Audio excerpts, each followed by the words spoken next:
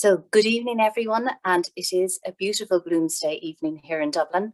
My name is Jackie Mahan. I'm from UCD Foundation, and I'm delighted to welcome you to tonight's session, Why Ulysses Matters, a special Bloomsday celebration diving into the significance of Ulysses for the work of Museum of Literature Ireland, MoLI, and Joyce's significance for UCD, Joyce being possibly the university's most famous alumnus. This evening's episode is part of our UCD in Conversation series. Through this series, we welcome our alumni community from around the world to listen to fellow alumni, UCD academics, and guests share their stories and ideas. This series also reflects UCD's Rising to the Future strategy and its 4 strategic themes, which are creating a sustainable global society, transforming through digital technology, building a healthy world, and empowering humanity. We're delighted to welcome back Simon O'Connor, Director of MoLI. Simon is joined this evening by Professor Anne Fogarty, Professor of James Joyce Studies at UCD School of English Drama and Film, and Katherine McSharry, Deputy Director at the National Library of Ireland. This evening's format will be a 45-minute conversation, followed by a short Q&A session, and we'll aim to wrap up before 8 p.m. Please feel free to submit questions throughout the conversation using the Q&A function at the bottom of your screen. Your questions really help us to connect and make this format more personal, so please do submit them. We'll get to as many as we can, but unfortunately may not have time to address every question. If for whatever reason you have to leave this event early or have a problem with connectivity, don't worry, we are recording the session and it will be available on the UCD Alumni YouTube channel very soon. So now it's my pleasure to hand over to you, Simon. Thank you, Jackie, and welcome everybody to this evening's conversation. Delighted to be here on Bloomsday. As Jackie mentioned, alongside having a conversation with myself this evening, we have Katherine McSharry, who is Deputy Director of the National Library of Ireland. And Katherine was also Project Director for the National Library exhibition Seamus Heaney, Listen Now Again, which I'm sure many of you have visited, and has also co-curated the exhibition James Joyce and Ulysses, and of course led the National Library's partnership with UCD to create MoLI, and I've had the pleasure of working with Katherine now for many years, so I'm delighted that she's here in conversation with us. Also we have Anne Fogarty, as Jackie mentioned, is Professor of James Joyce Studies in UCD, and is also Director of the UCD Research Centre for James Joyce Studies. Anne has been the Director of the Dublin James Joyce Summer School since 1997, and has also organised several international James Joyce symposia, and was President of the International James Joyce Foundation between 2008 and 2012. So it goes without saying that you're a very lucky audience to have Katherine and Anne here this evening to talk about Ulysses and to talk about the importance of Ulysses and the centenary of Ulysses, not just to UCD, but to the National Library, of course, and to the Irish state. It is the centenary next year of the publication of Ulysses, 2022. So it's a huge year, I think, not just for this book, but for Irish literature in general. And you know, here at the museum, we're obviously working hard to encourage people, as always, to read the novel. We just launched a book club today called Ulysses for the Rest of Us, and we're delighted we've had thousands of people sign up to go on the journey of reading the novel in time for the centenary. Because we get asked a lot by people, you know, what are the best tips? You know, do you have any interesting tips for reading Ulysses, and how do you approach this, you know, what people sometimes feel is an intimidating tome? So I might throw that over to you, Anne, first of all. And, you know, any tips for our audience who haven't maybe engaged with the book yet on how to start? Yes, certainly. And also one shouldn't feel intimidated. There is a column the British newspaper The Guardian runs every week where they interview a famous person or writer about their reading and favourite books. And it was Bill Clinton last week. And he shamefacedly admitted in the course of the interview that he tried reading Ulysses, read some of it, but never managed to finish it, despite being a fan of Irish literature. So you'd be in very good company if you feel somehow Ulysses has defeated you. My first tip would actually, don't start at the beginning. Start with episode 4, which is the episode that introduces us to Leopold Bloom. And it's actually very revolutionary as an episode anyway, because it's introducing perhaps one of the most famous, or the most famous character in 20th century literature and fiction to the audience. But it is very readable and negotiable. It's Leopold Bloom at home in that famous locale, number 7 Eccles Street, potting around in the morning, getting breakfast together while his wife Molly Bloom is in bed. And another more radical leap again would even be to start at the end. I think there must be very few people on the planet who dislike Penelope, the final chapter of Ulysses. And in some ways, we all know a little bit about Molly Bloom without having read Ulysses at all, also a little about Leopold Bloom. So try that. Then a second tip would be to listen to recordings of Ulysses. And the best known one, and one that's highly acclaimed, is a recording that RTE made of the entirety of Ulysses, with very renowned actors throughout. And you could either read in step with the recording, listen to a recording of a chapter first. It's available for free, I should also add, online. So it's open access. And that's definitely one way into Ulysses, particularly if you're not a native speaker of English. I found my students from other countries like in South America or across Europe find this really helps them understand Ulysses. But in a way, we're all foreigners when we turn to Ulysses. So listening to the recording will help one way or the other. Mm-hmm. I'd also recommend maybe getting a good but very succinct guide to Ulysses. And one of the best ones has been written by a well-known Dublin Joycean Terence Killeen, who was an Irish Times journalist and runs a very long-standing set of reading groups here in Dublin. His book is called Ulysses Unbound, and it gives very short but very multifaceted introductions to each of the episodes or chapters. So we'll talk about the connections with Homer, the summary, what's actually happening in the episode, the themes and images, and then maybe glosses a few of the words. But it's selective, so it really helps one begin to read Ulysses without being overwhelmed.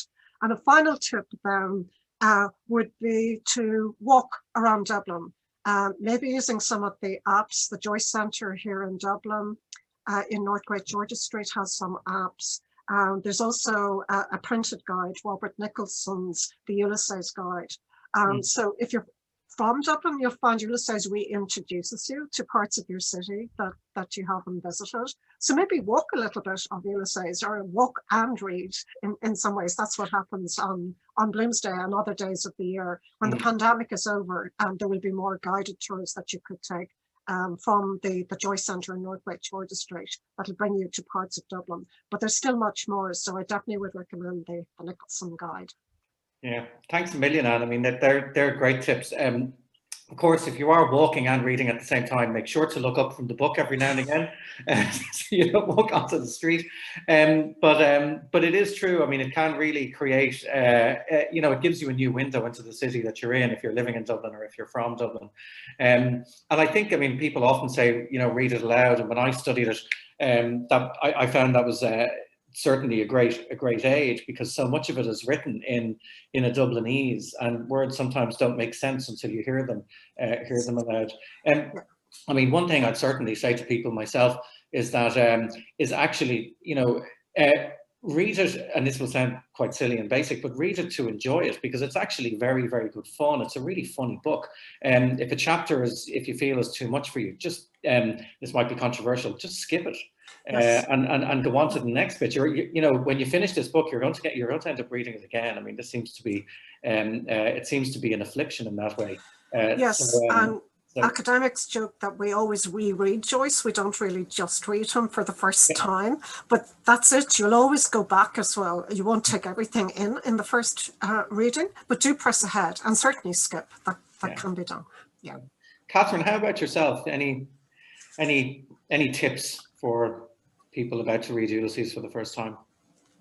Yeah, I mean, I was thinking about this, about my own first experience of reading Ulysses. So I first encountered Ulysses in university in the last century. And I was remembering when I read it, and it was on a very, very, very long bus journey from Galway to Dingle. And back in those days, it really was a very long bus journey to Dingle and back again. And that was before mobile phones. It was a time when there was nothing to do really but read when you were on the bus. But I think that's something I would say to people, is give yourself a bit of time when you sit down to read it. You know, don't read 2 pages every night until you feel that it's defeated you in a week's time. You know, give yourself the luxury of an hour here or an hour there. And definitely I would agree with that advice. You know, if something is confusing you, if you're not sure what's going on, just skip it. There's not one person in the world who understands every single bit of Ulysses, I would say. And I think that way of approaching it also brings in that playful bit of entertainment and fun. Like, a really good reason to read Ulysses is that you're going to like it, which I think is a good reason. And I also think that's the spirit that very much infuses MoLI, the Museum of Literature Ireland, whose name is, of course, a little nod to MoLI. And that's maybe something that's important for us to think about as well, is the idea of how do institutions and places make Joyce's legacy a living and a vibrant and an exciting thing, not a wearying and a worrying and a weighty thing. Yeah, it's that. I mean, that is a really interesting question. It's something, I mean, as you know, through the development of the museum, was discussed at length over and over again over many years. And, you know, in MoLI we have so many beautiful items from the National Library's collections relating to Joyce. We have the famous copy number 1 of Ulysses on display. We have quite a number of the Ulysses notebooks on display. But I remember us having actually this conversation about the displaying of copy number 1 and how to caption it. You know, and you know, because here was this, I suppose this, you know, one of the most incredible contemporary literary artifacts in museum terms, being placed on display with, you know, its own display case, its own room, in fact, its own sculpture to lead you in to it. But still, you know, the thing that we did talk a lot about, you know, the value of the book, though, is not necessarily in the materiality of the book itself. The value of the book is in the reading of the book. So this is kind of reflected in the caption then as well.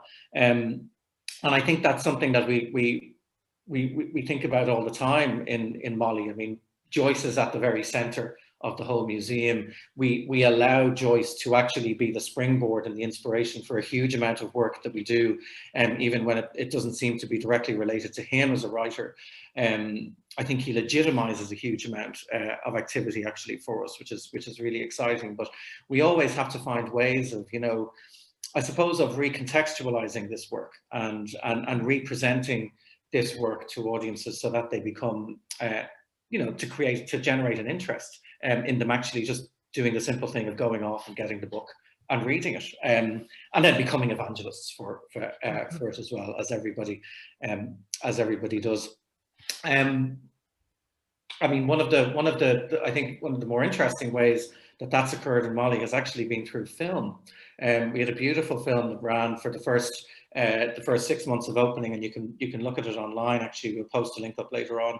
A film commissioned by Alan Gilsinan, the filmmaker, who did a beautiful 75-minute response to Ulysses. That actually felt like a kind of a dream to watch. It was really beautiful. So, presenting, using the work, combining it with different art forms now, and allowing ourselves the freedom to do that, to bring people into it, I think is really important for us.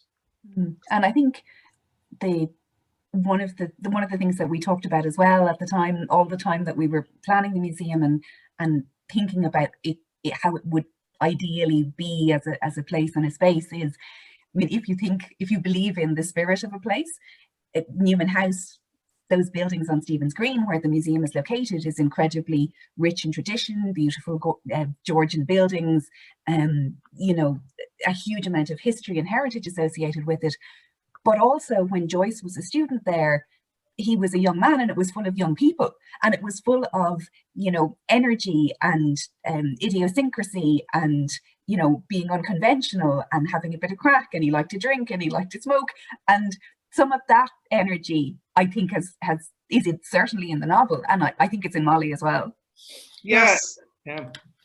What I like about the display in MoLI, you do see the #1 copy of Ulysses almost in a shrine, so almost like a double to the Book of Kells across the city in Trinity College Dublin. But at the same time, you see, instead of seeing the opened pages of the book, you see Joyce's notebooks, facsimiles, work in progress, which was actually his name for Finnegan's Wake while he was composing it. But you see Ulysses in progress. There's a Swiss critic of Joyce, Fritzan, who says we should call Joyce a verb rather than a noun, and that everything to do with Joyce and Ulysses is verbal and dynamic. And the book is an event. It is something happening. We do things with it, and things get done to it, but it's not static. And I think you get that sense of dynamism in the display in MoLI, and people can actually close by sit down and write and begin to be creative themselves. So feed into a kind of living stream of language and fictions that are being produced in Ireland. Yeah, it's that room actually, and that you mentioned. I mean, you know, people always look back on the creation of exhibitions, and it all might seem when it's finished that it was quite simple, but that room was very, I mean, Katherine will remember, it was very, very difficult to arrive at how that room should be, because we knew that we had the notebooks, and we were essentially able to show his creative process. But what would go beside it, and actually getting living writers to talk to visitors about their creative processes, and then to encourage visitors to maybe start something themselves eventually, seemed like the most logical and obvious thing to do, and a simple thing to do. And I mean, copy #1 was on display previously, Anne, in 2004. As well. I mean, you might tell us a little bit about that centenary. Yes, 2004, all of the Joyce centenaries have been very significant for Ireland and Dublin. They seem to have widened the audience, the readership for Joyce in the country, and we've kind of renegotiated, recalibrated our relationship with Joyce every time round. 1982 was another big year of Joycean festivity. That was the centenary of Joyce's birth, obviously. 2004, the centenary of Bloomsday itself.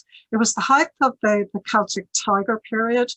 So now one feels strange looking back on how well-to-do, how prosperous we were in Dublin in the period.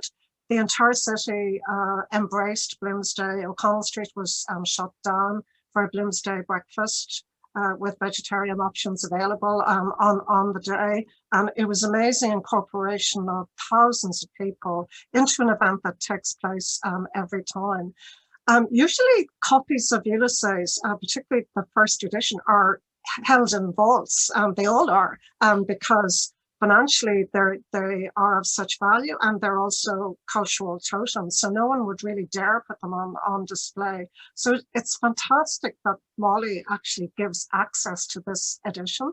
And it also gives us a sense of the collaborative milieu of Ulysses. It's dedicated not to Nora, as you would expect, but to Harriet Shaw Weaver, Joyce's English patron, who stayed really loyal and constant to him. She helped him financially hugely, donated to him anonymously first, and then he guessed who was behind the donation, so she had to complain. But she was also his editor, friend, and interlocutor, and there's a very kind of formal dedication in the book from him to her. But it does get us a sense of another kind of facet of modernist work and creativity in the period, that it included all kinds of people in Joyce's environment, usually actually very strongly radical feminists who collaborated in different ways on the production of this work. So we associate it with the single author, the male genius, but in fact it tells a much wider story. And also it was a very generous bequest then in later years by Harriet Shaw Weaver to the National Library of Ireland. So it's a link between MoLI and the National Library and the continuing legacy of Joyce, which Harriet Shaw Weaver actually was curating. She actually salvaged a lot of his papers, took them out of London to Oxford during the Second World War to save them. A lot of them survived because of that. And then he also gifted a lot of his work to her as a kind of acknowledgement of everything that she was doing. Actually, that and that connection between UCD and Newman House and the National Library is something that I remember Katherine pointing out. There was a real, I suppose, elegance and poignance to the fact that copy number 1 was going on display back in the site where Joyce was a student. And you mentioned that that kind of radical milieu, but that was happening right when he was in Newman House. I mean, his first publication, can I say that? The self-published essays with Francis Sheehy Skeffington, The Day of the Rabblement. Yes. We have one of those on display as well.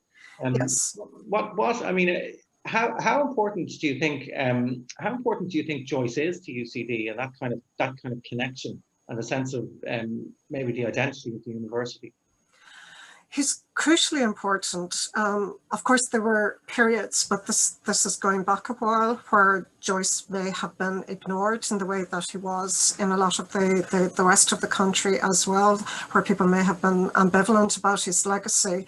But there has been a continuous history of an engagement with Joyce as well, particularly through my own department, the English department, different professors who sadly are now dead. Augustine Martin, who led the renovation of Newman House with Joyce in mind. In fact, he spearheaded the restoration of the building and then the setting up of the Joyce Summer School, which brought all kinds of Joyceans to Dublin in the summer. Then Seamus Dean, who died just this year and was the editor of the Penguin, Joyce, where for the first time Irish scholars were involved in editing Joyce. So the links between Joyce and UCD have gone through many different phases. I think he's been more continuously taught in my department than in any other English department in the country. I myself am a graduate of UCC, and I certainly didn't study Joyce there. It wasn't because he was censored, but there wasn't a Joyce specialist, and we read more poetry than fiction anyway in that period. But UCD did teach Joyce under Dennis Donoghue and other professors, Jim Mays again later. And they taught all his work. Finnegan's Wake would have been taught, so visiting professors came in and taught his work. So the student body of UCD, I know there were many comments in chat, people talking about studying Ulysses in UCD for the first time, and that's kind of indicative of this link. And then beyond that, Joyce is kind of a problem figure to have as your most famous alumnus, because he definitely was a rebel student. I always tell students, they should take courage from the fact that Joyce was his grades in English in particular were terrible when he went to, he failed English in second year, in fact, and his worst subject continuously for his BA was English. Not because he was faring badly as a student, but just because he disputed the curriculum and refused to answer questions in the oral. He just absolutely disapproved. He thought the curriculum was too narrow, and he also acted up.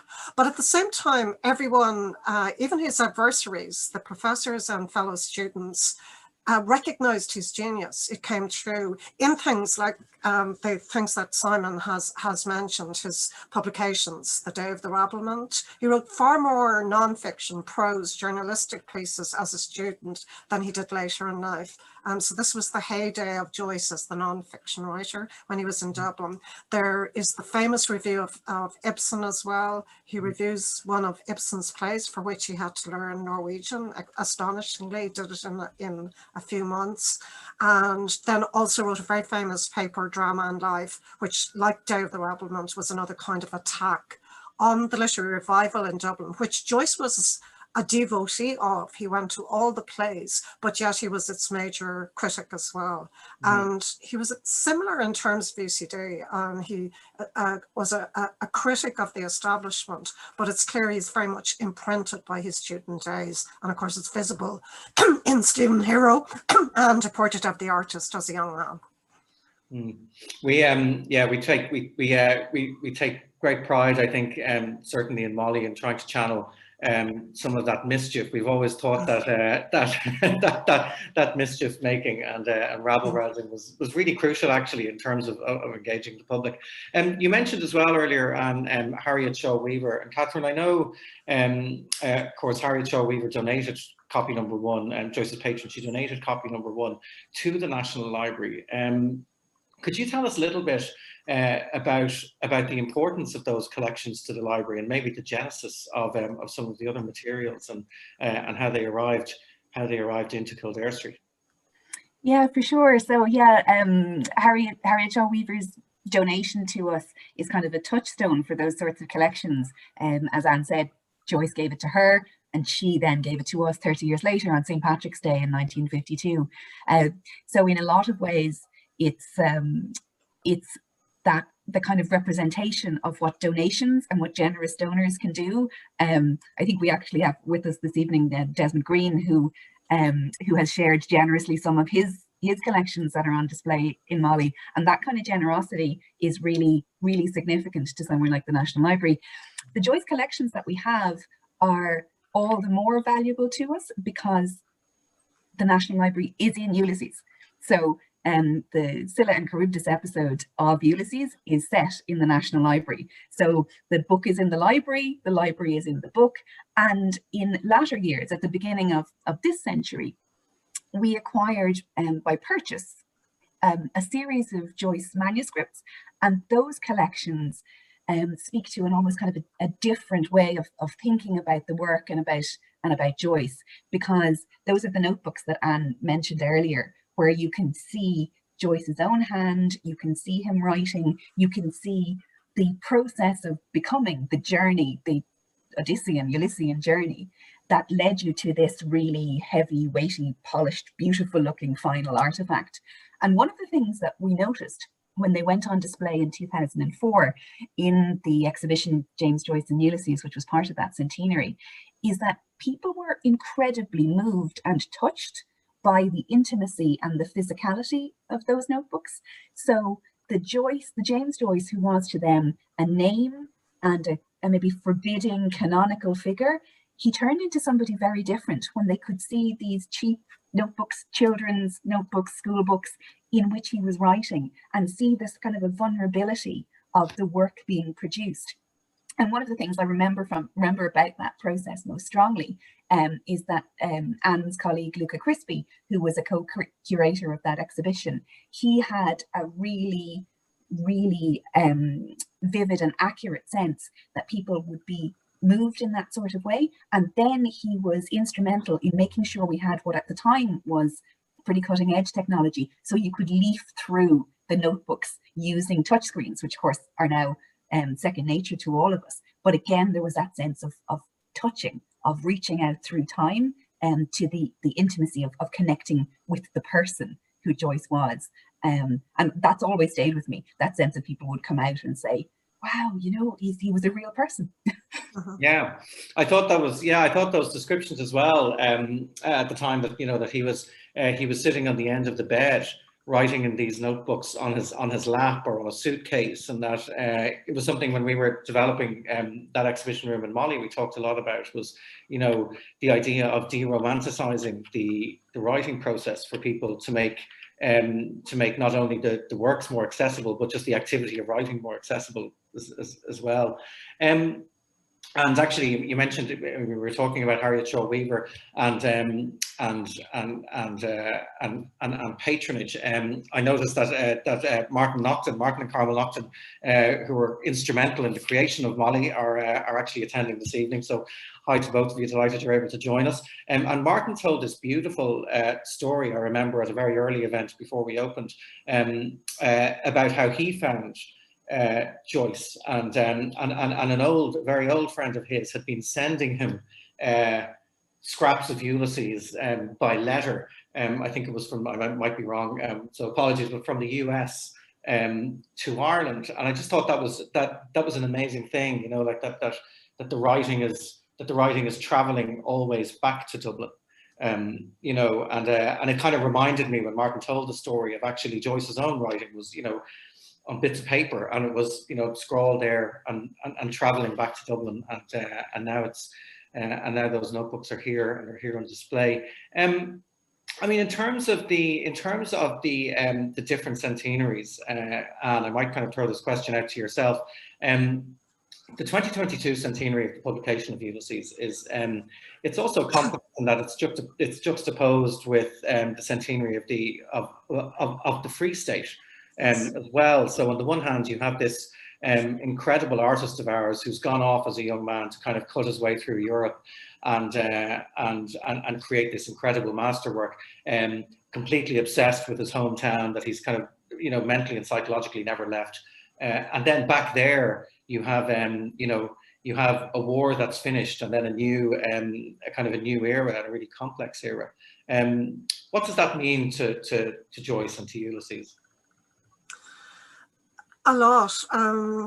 There's one critic who says about Ulysses that it has a date. It happens on one day, or almost one day, 16th of June, 1904, and a duration, because we have the dates at the end of Ulysses, which give us the period of time in which Joyce wrote the text. And in that period of time, the First World War is occurring, the 1916 Rising takes place, War of Independence, and of course, Julie, as you're just explaining, the foundation of the Irish Free State.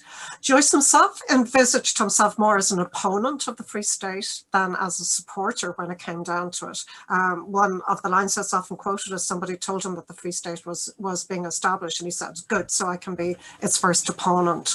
But nonetheless, he sees Ulysses akin to Dubliners as foundational, reconfiguring our society, mirroring it, critiquing it, but also pushing things forward into the future. So things happen in the present on this one day in Ulysses, but they're unfurling as well over time as Joyce is writing, the duration of the manuscript, the production of Ulysses itself, and they're looking forward into the future. It ends with a future tense, MoLI, saying, I will, yes, but also pivoting towards the past. She's remembering when Bloom proposes to her on the Hill of Hope.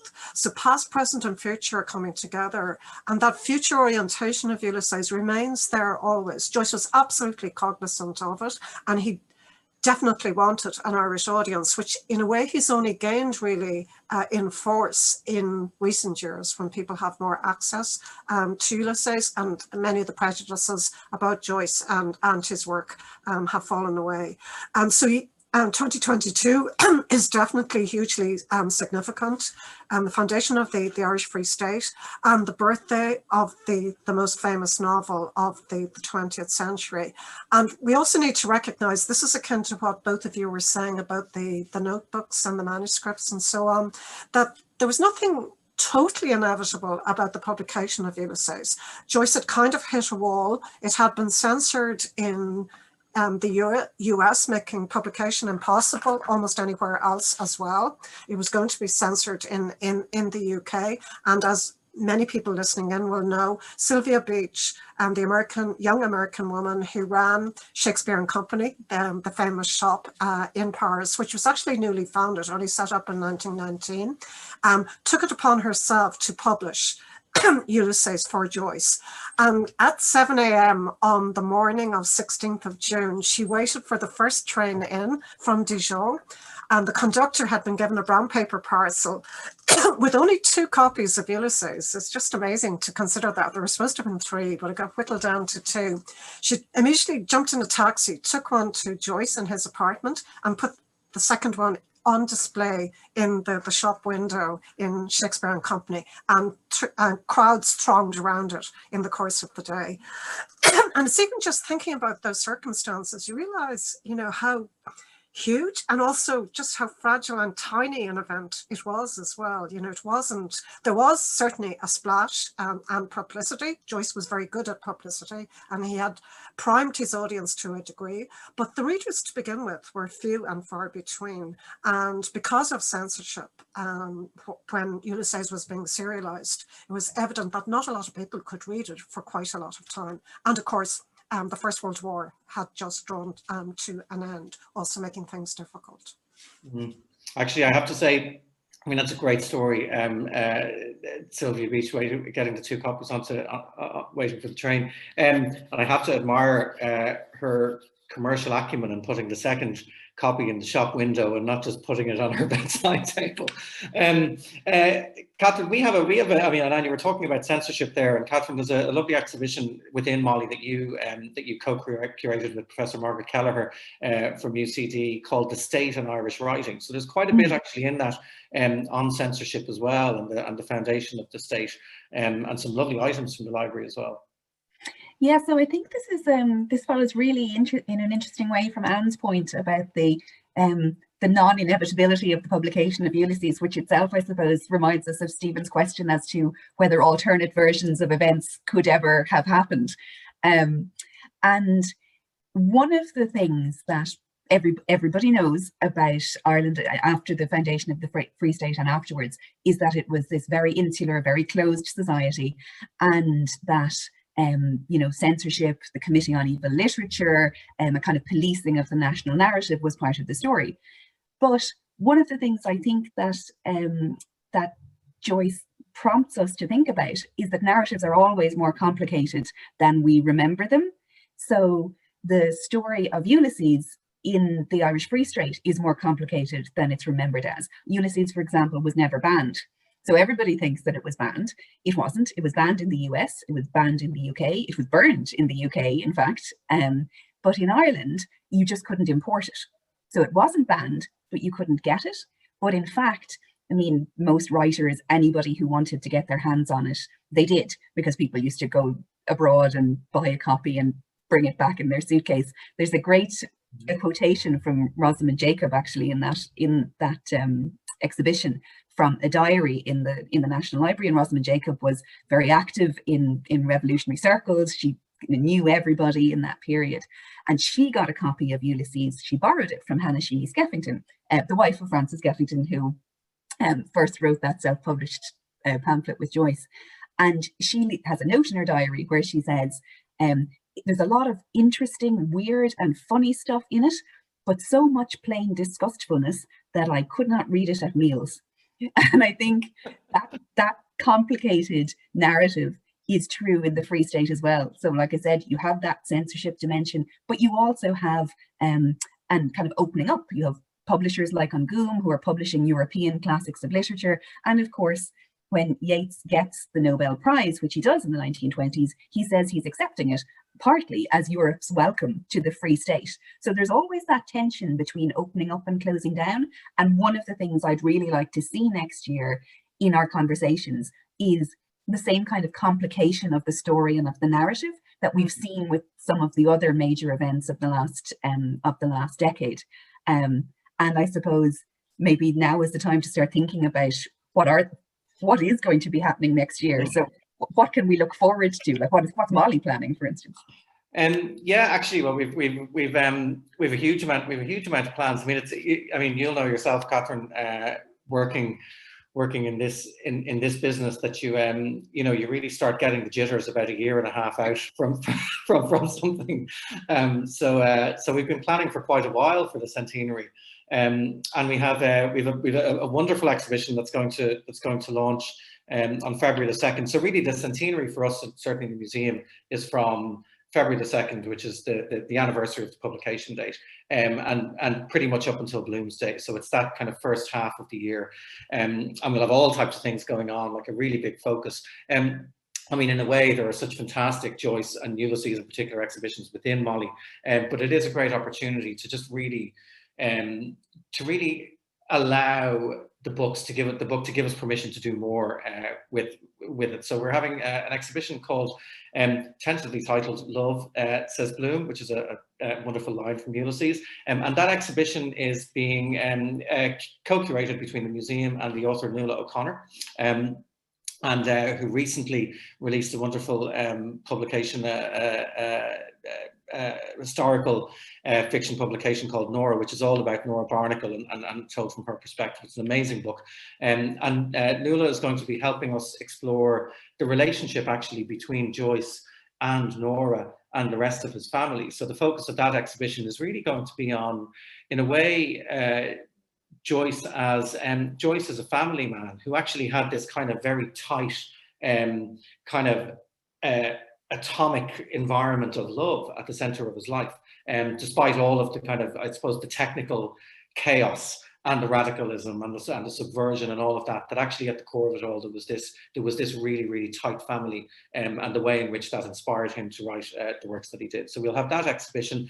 We're collaborating with the incredible Anu Theatre Company and Landmark Productions on what we hope will be quite a large scale project that will run across that half of the year, and actually produce a number of cross-disciplinary collaborations across different art forms to celebrate each of the chapters of Ulysses in different ways, but in a very contemporary way. So the way we're thinking with that is that it's actually an opportunity to look at the city again in the way that Joyce was looking at the city back then when he wrote the book. And I think this comes out of what Anne was saying too earlier, is that there's always that sense of the future with Joyce, and even the fact that, you know, that famous edit that he made at the second last word of the novel, and he changed it from would to will, so it immediately looks forward. And I think in a way that's a cue for us, is that looking at Ulysses and using Ulysses to look forward as well, and to actually discuss the city itself as it is today, to bring in artists from different art forms as well, to involve them with Ulysses. And then alongside those projects, we'll have quite a number of events on site, salon events, where we'll be bringing in musicians, academics, other writers, in a way to celebrate the themes, the individual themes of the novel, and to explore them in a contemporary way. So yeah, we've our hands full. Busy year. Absolutely.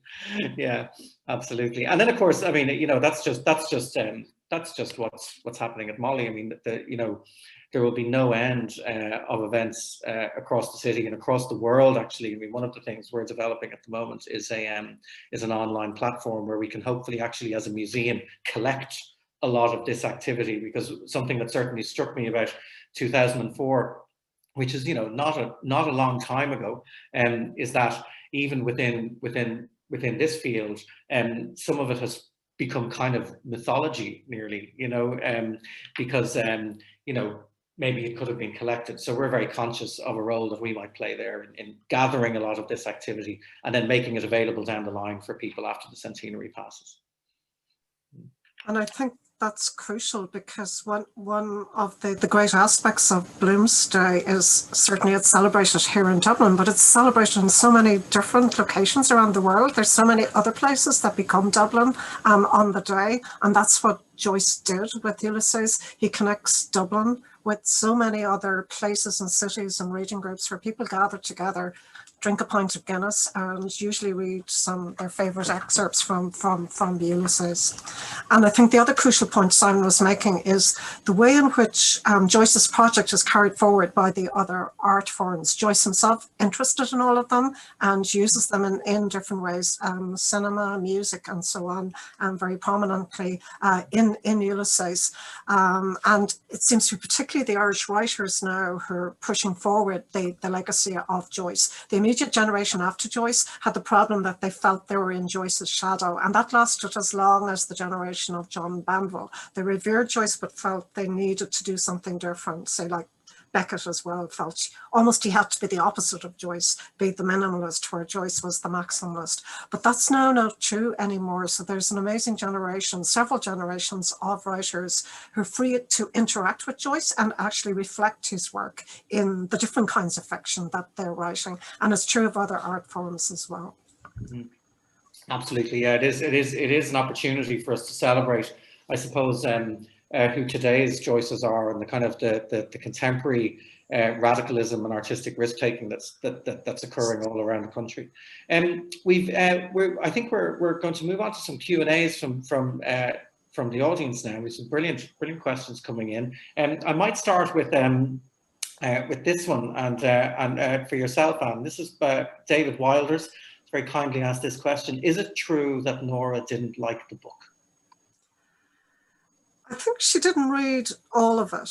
Yeah, so there are kind of acid comments on the record about her, where she took Joyce down several pegs. But I think she couldn't but have been involved in it, and she's part of the texture of Ulysses. Certainly arguments are very valid.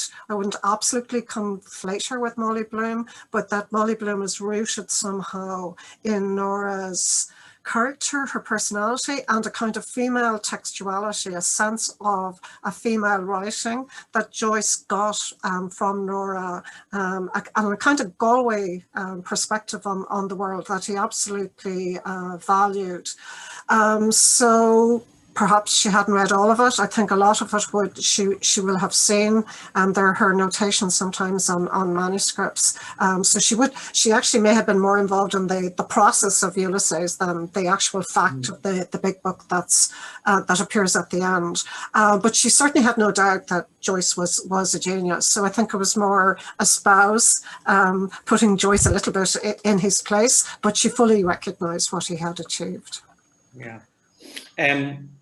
Katherine, a question from Noreen Whelan. Is there any indication in the National Library of what Joyce read when he was in the library? Oh, interesting. Yeah, so we don't have all those the records from those days of what people were ordering on the slips, which is a great pity because that would now be incredibly interesting. What we do have though is in the collection of Joyce notebooks that I was talking about, there's one that's kind of an outlier. In Elman, it's called the Paris Pola notebook, and it is notes from the very Joyce's kind of early 20s. And in that notebook, there are long lists of different works, Irish works, philosophical works that Joyce is reading. And it is a really interesting resource because what you can do is go there, look online. All the Joyce papers are online, unless they're in copyright in your jurisdiction, but not in Ireland. So definitely anyone in Ireland or joining us from the US, for example, can have a look and see what is listed in the notebook, and then check the National Library's catalogue and see what we have. So you can make a kind of proxy association. The other thing that's in that notebook that's fascinating is there's a whole list of Joyce's debts. So all the people that he owes money to is the very first thing on the very first page. And as Elman says, I think brilliantly, you know, it's a spendthrift's mask. So all this careful accounting, but he has no notion of ever paying anybody back. So it's a fascinating notebook actually to have a look through for anyone who's interested. A really interesting question has come in here. And Anne, it relates to you'd mentioned Joyce's Ibsen review, and the question is do you know where Joyce's fascination for Ibsen came from? As an Irish Norwegian, I find the fact that he learned Norwegian in order to be able to read Ibsen extraordinary, which it certainly is. Yes, I think through hearing about the works, Ibsen's works were known in Dublin, and some of them were staged here. So it wasn't that people didn't actively know about him, but he hadn't been translated, this is in later years, he hadn't, just prior to the 1916 Rising, there were productions of Ibsen in Dublin. And Ireland has a very strong relationship to Ibsen continuously in the early 20th century in particular, through different venues and different writers who were interested in Ibsen. So Ibsen somehow appealed on that level. I think Joyce is a foreign language student primarily in terms of his BA. Obviously, he was linguistically very, very gifted. So I think Ibsen just appeared on his horizon just at the right moment. He sees Ibsen as a kind of mentor. It's very clear in the essay Drama and Life. He's really seeing Ibsen as a kind of a father figure, but also an alter ego. This is the kind of writer that Joyce wants to become. He appreciates the politics of Ibsen's drama, his capacity to bring all kinds of everyday kind of scandalous issues about sexuality and so on, his feminism. So all of those themes motivated Joyce. So hence or otherwise, he seems, it seems so unlikely. You can hardly imagine something like this happening in the current moment, where you feel it would be much, much easier for someone to pick up another language via the internet or so on and read something. But Joyce did this. But I think it was a way of widening a horizon in Ireland and seeing himself as European. He absolutely needed this kind of hallmark as a different kind of writer. But other writers within the Irish revival also appreciated Ibsen, and later dramatists. The playwrights in particular, very obviously, gravitated towards Ibsen. Yeah, it's interesting actually, because in the essay, the Day of the Rabblement, he does talk about it. It's nearly, like he's saying, Ireland, you need to become more internationalist, Yes. artists, but which Yes. is, a coded way of saying it's exactly what I'm about to do, Yes, yeah. So, there's a great line in his play Exiles. One of the characters says that Dublin will be properly European when you can get a good cup of coffee here. Something I think we achieved long ago. COVID hasn't helped, but we would hope those good cups of coffee will be restored. So yes, I think, and that obviously reflected a debate in the period. You see it in The Dead as well with Gabriel Conroy. Great.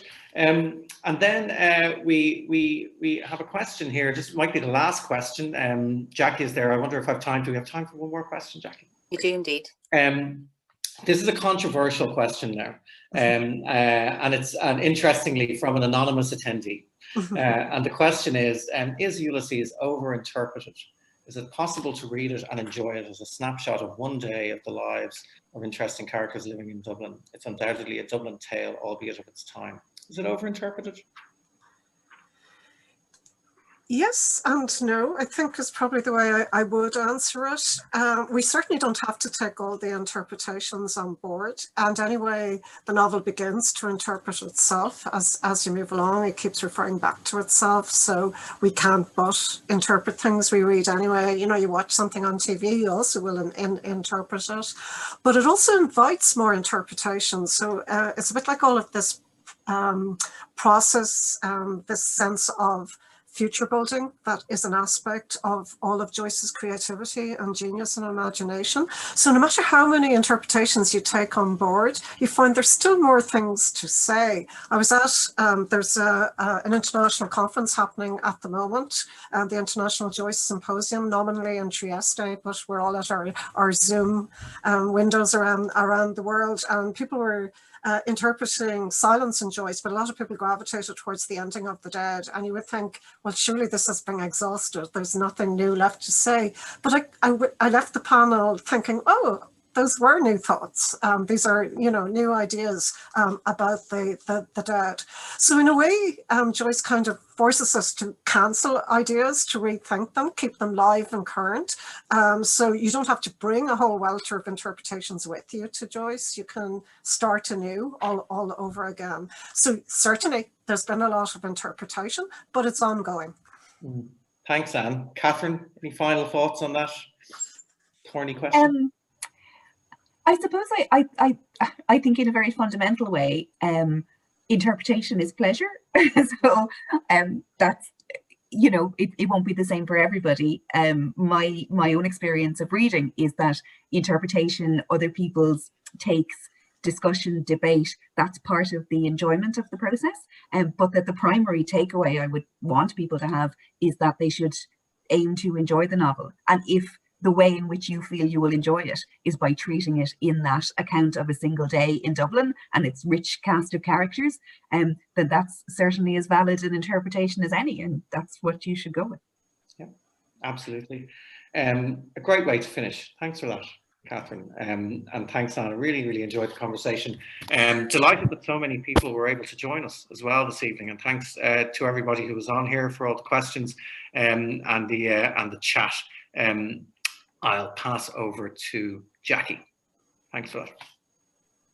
Simon, huge thank you to you and appreciation to yourself and Dan and Katherine for this evening's conversation. Really enjoyable. I think it's so striking in these conversations how real and tangible Joyce the student becomes. And it's particularly interesting, I think, for an event like this, so well attended by UCD alumni. And you've given us a fascinating glimpse into what lies ahead for the Ulysses centenary celebrations in 2022. So thank you so much. So before we wrap up, just a couple of other items. We just wanted to say that MoLI exists today because of the generosity of our alumni and friends of the university. Philanthropy accelerates excellence and impact, and we want to thank very much our donors for their support in helping us achieve our vision for MoLI, some of whom are with us this evening, as Simon has already said. For those interested in possibly supporting MoLI's activities further, please see the link in the chat box. Philanthropy from alumni over the last 15 months, a difficult 15 months, has also helped us fundraise over €500,000 to support vulnerable students through the challenges of this pandemic. Our thanks to those of you who've already supported our COVID-19 emergency appeal and also our college support funds. If you would like to support UCD's efforts to continue to provide urgent financial and mental health supports to those students who need it most, you can visit the link which has been posted to the chat box. And also, if I may, for our next conversation in this series, UCD in Conversation, the next one will be on July the 1st at 1 p.m. for a completely different theme, which is entitled The Irish Economy on the Frontier of Globalisation. We have Danny McCoy, CEO of IBEC, and Sharon Donnery, Deputy Governor of the Central Bank of Ireland, who will be discussing Ireland's economic position today, the economic challenges and opportunities as we emerge from the pandemic, and the role of policies in building resilience to the crises of tomorrow. And you'll also see a link to register in the chat below. So thank you once again to all of our speakers and to you, our viewers, for being with us this evening, and we look forward to welcoming you to our next event. Please stay safe and well. Good night.